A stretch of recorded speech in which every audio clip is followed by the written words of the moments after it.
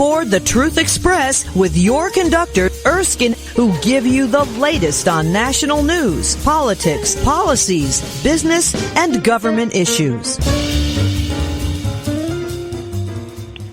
Robert Mazur. Robert is an American hero, a true hero. How often do we have real heroes? Well, he is one. He spent 5 years laundering money for the Colombian drug cartels, working undercover to bring down their hierarchy, international banks that laundered their fortunes. His work led to prosecution of the world's seventh largest privately held bank, BCCI, convictions of many of their senior bank officials. His book, The Infiltrator, is adapted into a major motion picture starring Bryan Cranston. You might have seen him in Breaking Bad. He's an excellent actor. The book is more amazing and intriguing than any fictional account.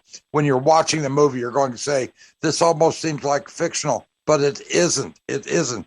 Infiltrating it. I mean, it was incredible, absolutely incredible. And then his just released book is Betrayal. It tells his brush with death. Mr. Mazur is court-certified expert on international drug trafficking and money laundering. President of KYC Solutions, robertmazur.com. Robert the Infiltrator was incredible. You infiltrated the Medellin cartel of Pablo Escobar. They put a $500,000 bounty on your head. I mean, this was just absolutely incredible. You had to change your identity. Went in with a new string as Robert Baldassar, and new movie starring Bryan Cranston, the Breaking Bad star, is going to be based on the betrayal. I mean, this is incredible story that you have. When you're looking at this on the Infiltrator, now, how long were you undercover in the Infiltrator? A little over 2 years actually undercover, and there was about a year and a half set up and another 2 years traveling around the world testifying in trials. Wow. Yeah, dirty banks behind Pablo Escobar. It altered your life. And you had to be a great actor to do that. You really did, didn't you? Well, it's funny you should say that, because I said to Bryan Cranston when we were spending a lot of time together with his trying to get inside my head, and I said, Bryan, I'm not really a very good actor, and he just laughed and said, no, that can't be the case. And I said, well, I'll tell you what, if I am an actor, I'm like Joe Pesci.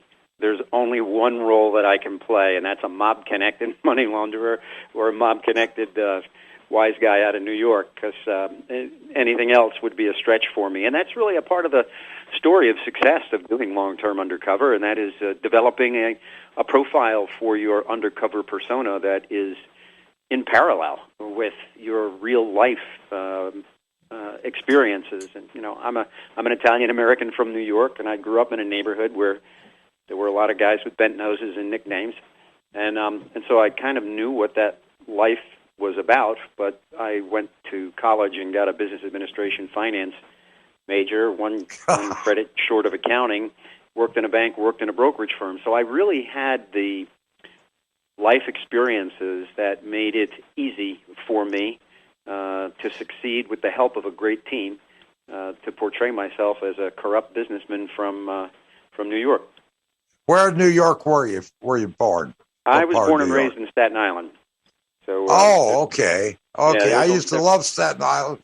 That's where all the mafia bosses had their homes, wasn't it? This is true. If you go on Toad Hill Road, Paul Castellano had his little palace up there, and there was a bunch of guys that were around there that it was always fun. You could take the ferry into New York, and you only had to pay one way when you took the ferry. The other way was free. It was quite a unique experience. I always enjoyed Staten Island. It was one of my favorite parts of New York. Now, you got to go back because it's free. It's free both ways now. Both ways. Wow. Yeah. They still have the people doing the shoe shines and the good hot dogs on the boats. Yeah. Yep. And now beer. So they never used to have the beer on the boat, but they do. They started that just before I moved out of there to Florida. Now, the cartels are a threat to our national security. There's no ifs, ands, or buts about that, is there? It's absolutely true, and they're actually they are a risk globally. And to give you a good example, this year, the Drug Enforcement Administration, a unit called the Special Operations Division, actually extradited the recently former president of Honduras, Juan Orlando Hernandez, where he faces prison for the rest of his life. His brother was convicted and is in prison for the rest of his life. And we have a room full of senators from Honduras. That's what I was going to say. Yeah, it wasn't just the president. You got some of the Senate, too. Yeah, and, what's important for us to recognize is that type of corruption, basically they sold their country to the cartels and made it the key transshipment point into North America, not just the U.S., but Canada as well. And that not only had created the risk for our youth who are on the streets in the United States with more illegal drugs on those streets than you can ever imagine, but it also undermined the rule of law and any form close to democracy in Honduras, which is why we see so many people eager to leave there. Can you imagine if your son or you were approached and you had an 11-year-old son and the MS-13 gang said, you know what, your son's now going to be with us, and if not, we're going to kill you and your wife, and then we'll kill him too. And sometimes we have a hard time wrapping our minds around how completely horrific life is in so many other countries. We may not have the perfect system, but we've got the best one in the world. These people were ruthless. They were crazy. You said one town you went into, 40 people in the town, they cut off their heads, cut off their hands, and just left them in the street just to show who ruled, right? That was done actually by the Los Zetas. They were the former military for the Mexican for the country of Mexico, who were providing security for the Sinaloa cartel, and then they broke off and started their own organization. And in a small town, I believe the name of it was San Juan, Mexico, they put a big Z at the entryway of the spray painted a Z at the entryway into the city, announcing that Los Zetas were totally in control. And then they picked up, as you say, roughly 40 people. These were not people who were doing anything other than trying to make a living, but they became living poster boards for the viciousness of Los Zetas. And they did cut their heads, their hands, and their feet off, and then threw the torsos around town just to make it very clear that they were going to be taking over. It's really unfortunate. I know some very accurate, true stories told to me by DEA agents who live these experiences, and one, just to give your listeners a little bit of an idea, there's a thing called houses of exchange or casas de cambio that exchange U.S. dollars for local currencies and transmit U.S. dollars in Mexico. And one of the owners, two of the owners, an elderly couple, were operating completely legally, and they were visited by a guy with a suit who said that he was there on behalf of the cartel and that he was making them an offer. They could have silver or lead. They could share in profits and launder for them, or they'd be killed.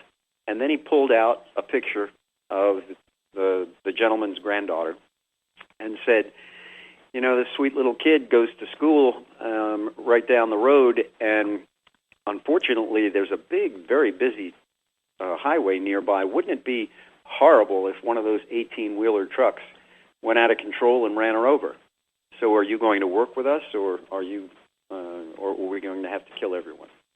What do you do in a circumstance like that? That's a real offer. That's a real offer you can't refuse, isn't it? It's true, and you can't go to the police because in many instances you don't know which of them are working with the cartel and which are not. And that's not to say that they all are. There are a lot of very patriotic public servants in these foreign countries who try to do the right thing. Most often they're killed, but a lot of them continue to serve. But as life is a bell curve, and it's a little bit flatter of a bell curve in some of these countries than it is here. But we face these same types of problems. We have more corruption on our border now by some of the people in the Customs and Border Patrol than we've ever had before, because unfortunately some people have a price and they're willing to do whatever in order to line their pockets. So it's a problem that's global. You were pretty much by yourself. You had, I know, Joaquin Gonzalez was your partner, that really helped, but you had no credentials, no body armor, no raid jackets, nothing. You were pretty much on your own, weren't you? Well, when I worked deep cover, my safety net was the quality in which I put that cover together. Yeah, no, I never did carry a gun or a badge when I was doing deep undercover, and I worked in countries like Panama and Colombia undercover. But you made mention of Joaquin Gonzalez, who was referenced in the betrayal, who was unfortunately one of my colleagues that turned out to be a mole, who was on the payroll of the Cali cartel, which was the cartel that we were going after. And as I describe in the betrayal book, he nearly got me killed. We confirmed that, had I stayed 3 minutes longer at a meeting, I wouldn't be on this phone with you today.